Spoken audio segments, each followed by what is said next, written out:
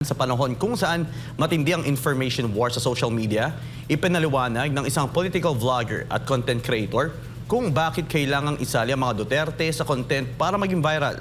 Si MJ Mondehar sa report. Sa Pilipinas, malaking bahagi na ng araw-araw na buhay ng masa ang social media. Ito rin ang isa sa pangunahing pinagkukunan ng balita at impormasyon ng maraming Pilipino, lalo na sa usapin ng politika. Para sa content creator na si Boss Dada TV, mas naging mulat ang mga Pilipino sa mga isyung politikal dahil sa social media. At sa kanyang karanasan, para maging viral ang isang content, kailangang isama ang mga Duterte dito. Ay oo, ano yan, importante yan. Kasi alam nila partner na yung mga Duterte crowd, yung DDS kung tawagin, very passionate yan. Oo, talagang active yung mga yan, nakatutok yung mga yan. Napapansin din ni Boss Dada TV o Darwin Salcedo sa tunay na buhay na maging ang mga media organization na kritikal sa mga Duterte ay isinasama na rin ang kanilang pangalan sa mga panayam at content.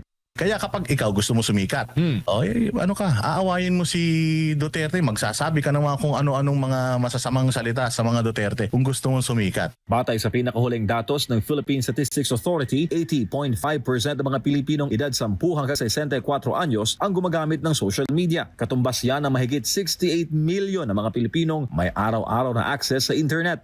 Sa panahon talaga simula nung 2016 talaga hanggang ngayon, grabe talaga naging namulat talaga yung mga Pilipino sa politika. Kaya ngayon ang style talaga sa social media, lalo na yung mga nagki-clickbait, ginagamit nila talaga yung subject nila.